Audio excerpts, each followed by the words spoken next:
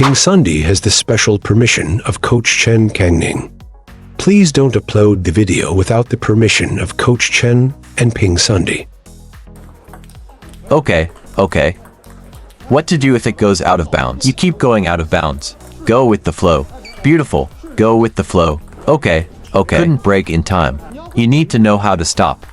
Stopping isn't unlimited. It went outwards and downwards. What's the use, right? Without braking, you'll fail. Yes, apply the brakes. Including your lobs. Did you all brake? Yes, it was a swift loop. You need to brake quickly too. Even for a slower lob, you need to brake. When it's simple and you're going 50 miles per hour. When you're looping now. When driving at 100 miles per hour, you need to brake urgently.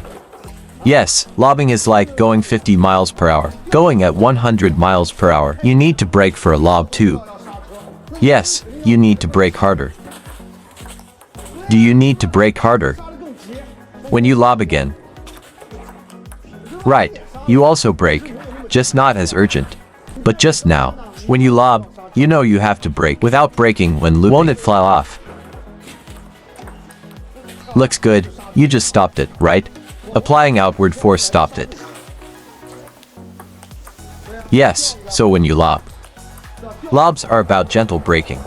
Relatively gentle braking. That's correct. Looping requires urgent braking. Both require effort because when lobbing, you're only going 50 miles per hour. Even at 100 miles per hour, you encounter red lights. You should slowly apply the brakes. So it slows down gradually. Loop at 100 miles per hour, then you need to brake urgently. Rushing the rhythm without putting in any power. Your hand is extended far enough. Definitely not correct. Extend your hand forward. Why are you approaching like this? Are your hands relaxed? Getting drawn in by the belly. Relax the loading hand. Alright, since the power is stored in the belly, you didn't exert any force. Everything goes to waste. Is your loading meaningful? No, that's why the setup earlier was good. See the ball coming. Did you just stand there? That's not related. Then why are you storing power? It's meaningless. I have to release it first. Only after it's released, your hand goes out. Look, the power is wasted. Haha, the belly extends the hand. Extend your hand out with the belly. Otherwise, what's the point of storing power when it's time to exert force? Your hand will follow, right? Your hands should be coordinated. Haha. You make me feel wow. Rotate it out. Don't be so rigid. Relax your thumb. Look, you dare not move. Is it stuck there? Come, loop a couple to demonstrate to him. Watch on the side, okay? He used to only spin without doing anything else. There's no force pushing forward. You didn't turn it out. Look at Zhao Jike looping a few. See how he spins it out. Add the force on the front. Very good to watch. He halfway spins it out while looping. Beautiful looping halfway spinning it out. Is the quality good? There's some power. There's also spin. Right. Believe in yourself. You can relax. Spin it out and spin it out. Hey, now try to spin it out. It's all the way up, then just flick it like that. In the future, spin it out. You need to let your racket spin out of your body. Now stop here. You see, it's in line with your torso. I'm asking you to spin out of your body. Try it out. Spin out of your body. What do you think? Boldly spin out of your body. Yes, spinning out of your body is good. Spin out of your body. Very good spinning out of your body. Spin a little more. It's fine to flick it out. Spin out of your body. You're too rigid. I actually ask you to flick it out of your body. Beautiful spinning out of your body. Spin out of your body. Getting better, right?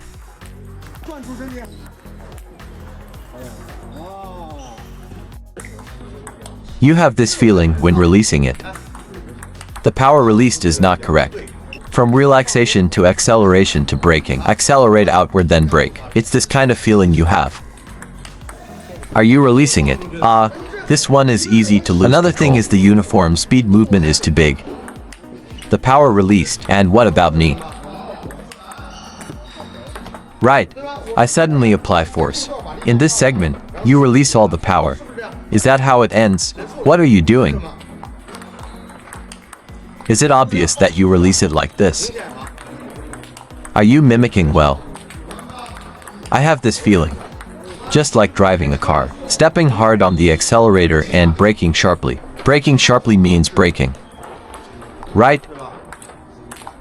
Stepping hard on the accelerator. You end the power from here to here. Don't evenly distribute the power here. Such a long distance. It's not bringing the power from the belly. From preparing to hit the ball to just about to hit the ball. Release all the power and move in this direction. It's all about inertia. What are you doing now? Evenly along this segment. You're distributing evenly, so you're releasing it, right? Okay, this is the second reaction again. Sway and push yours. Do you think I'm going there? Then adjust back. This is again the second reaction. Why did I show it here? Do you think I'm going to chop? Why do you walk or chop this way? Who knows, when I touch the ball, I flick you one. Again, it's the second reaction. Okay, again? Is it the second reaction? Why did I show my blade? Do you think I might chop long? Who knows, I'll do a slow, short return. Is it the second reaction again? Oh, again. It feels awkward. Another second reaction. Why do you think I'll push backhand with this motion? Who knows, I'll intentionally squeeze you. Middle, follow-up. I've tricked you again. Why did I demonstrate for you? Even you need to pay attention. Others may give you deceptive shots. At that point, the second reaction is definitely harder than I'm straightforward. Surely you think you're good. Good. Look, all first time. Why am I not deceptive? Then isn't your opponent's level low? Are you hoping all your opponents are low level? Haha. What else do you think I want to inspire you with? Can you be deceptive when playing? Can you make shots with a certain level of deception? Let me explain it clearly to you. Loop to pull drop in the early stage. Drop to pull in the middle to late stage. What spot is aimed for the loop? It's when you loop right when it just lands at the highest point. It closes perfectly. The force is stable, making it easy to exert force. Starting from the point where it closes in the loop, wait for another beat. That's the middle to late stage of the drop. Slow down the pace at that time. Then, stop pushing and spin directly inside. Don't lift upward to add spin. Do you understand? Let's do a loop now. Alright, this one was a bit too solid at the top. You should start adding spin before even touching the ball. You need to feel like you're pushing the ball from outside in, but don't hit it solidly. Avoid hitting it solidly. If you hit solidly, there won't be any arc. Why do you still have a chance to create friction if you hit solidly? That's when the friction occurs. Utilize this outward-inward force to push the ball. Push the ball, but don't actually hit it. If you hit the ball will slip away in an instant. You simply use the spinning force to push the ball. Come back a bit stronger. Right, you can hear the sound of the wood surface, but there is a spin when releasing the shot. Are you half a beat late compared to the loop? And do you still push the ball? Do you turn back around? Just add friction directly. Or do you add friction by rotating inside? Wait for another beat for the low arcing rotation, right? Control where it lands. It's when you quickly drive the ball outward after topspin. Actually, it's about controlling the ball. Use your thumb along with the back of your hand. The rotation arc. Apply the brakes. Braking is just like decelerating, right? Right, show me that. Everything that should be done must not be missed. Anything that shouldn't be done must be avoided. Use your thumb along with the back of your hand. Very good. Yes. Yes, then quickly brake after driving the ball out. After braking, isn't it like returning to the original position? Step on your toes. Yes. Okay. Okay, okay. Remember, the distance between your legs is too narrow. It's ineffective. The distance between your legs is too wide. You can't move properly. You need to find the most suitable point, so I can run freely and put power into it. Okay, okay. As your belly goes inward. Sucking your belly. Do you feel like the ball is being sucked in by your belly? Your blade is also being sucked in by your belly. Okay. No sideway movements allowed. Why am I training you like this? Because whether you are serving now or receiving serve and attacking back, you can't avoid it. What comes first? Opponent generates topspin. They can push you to that point. They can flick or push towards you. When pushing, they will push towards your forehand, right? Don't you agree? They might push, right? They can also flick towards you, pairing it with a long drive, right? Or server might not push to your forehand. They might push short towards your backhand. How would you handle that? You can't avoid dealing with the whole backhand system, dealing with the ball, because your previous style of play is a typical left-hand shakehand grip. A traditional shakehand grip style of play depends on serving and forehand topspin attack. But now, as table tennis evolves, the chances for attacking underspin have reduced. First return the serve, opponent directly creates topspin. So you must improve your backhand system. Should be able to enhance it, at least after serving the ball. Or if you didn't get a good start receiving the serve, after returning the serve, you should be able to attack. This way, you won't be at a disadvantage. Otherwise, you'll be at a loss at both serving and receiving ends. Unusual balls, you need to use unconventional methods, right? Such as a backhand flick. The more spin, the less you should flick towards the table. You should flick towards the net more if there's more spin, right? Typically, if there's moderate spin, you flick towards the middle of the net. With heavy spin, you flick towards the net edge. When the ball is precisely at the table. Typically, if it goes off the table, you may need to adjust a bit. If you land it right, that's specifically flicking well. Right, specific flicking. Also, maintain the rhythm. Listen to me on this. What it means is what? Backhand flick and swift drive. Let me explain. I think backhand flick corresponds to what kind of ball? Backhand flick corresponds to opponent's lobs and high tosses. Swift drive corresponds to the opponent's attacks. Here's a rhyme for you. I'm swift and you're also swift, leveraging power to generate force. As I always tell our young players, for underspin and topspin I give them a rhyme. I'm swift, you swift. Leveraging power to generate force. I'm slow and you slow, actively generating force. As for this swift drive and backhand flick, it applies similarly to my backhand loop, an easy-paced loop, right? At this moment, wait for a beat looper during the descent. This is actively generating force. So, wait for the early descent to loop. If I'm attacking you, I'm quick, you must be quick too, during the ascent period. Quick, leveraging power to generate force. Got an advantage, keen on seizing the opportunity.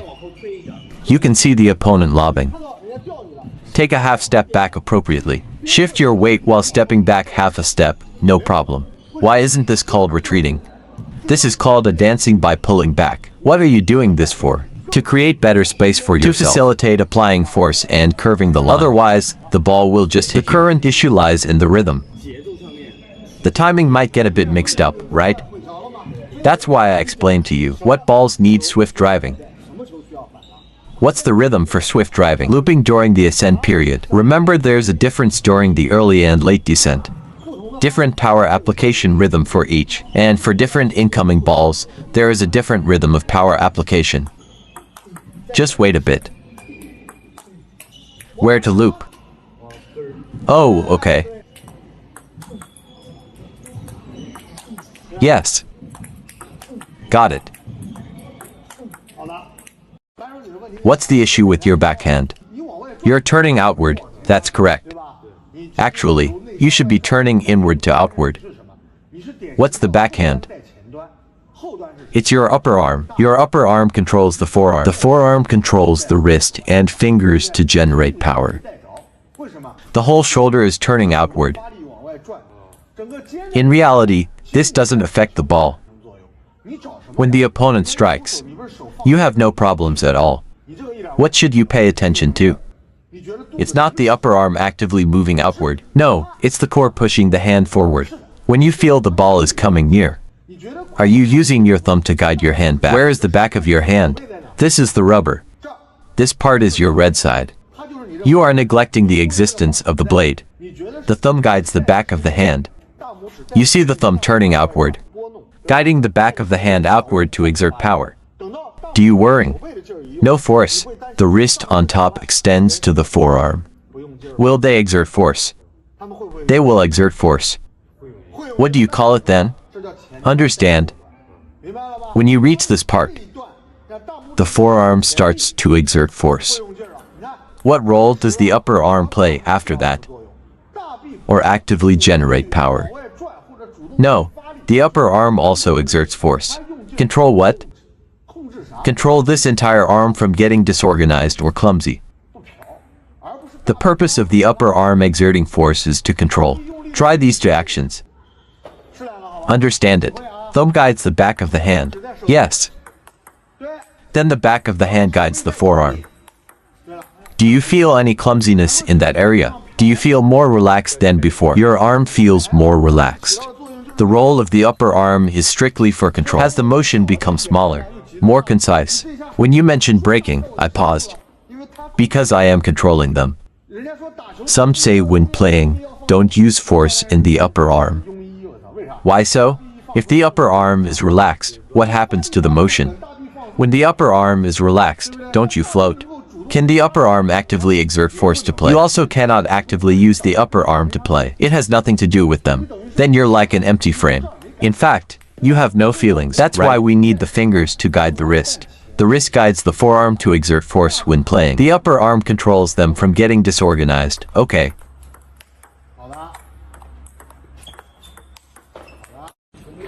Just follow through with your stomach. That's all.